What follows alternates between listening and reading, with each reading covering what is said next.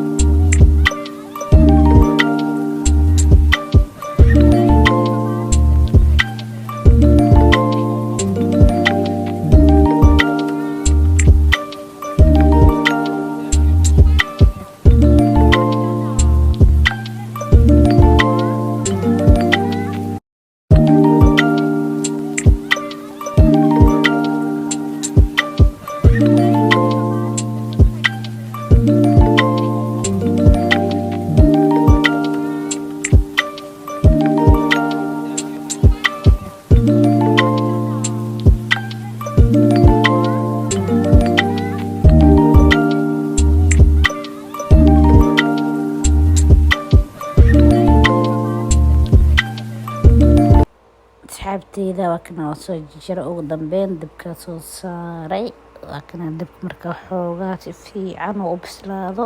milishiyada kale soo adeeg marka waa kana haddana anoo soo diyaariyay oo soo ishagno biyaha ka soo dhameeyay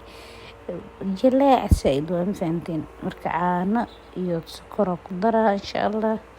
asla arkayna soo baxo smooth oo macaan badan macnaha hadaa cabtid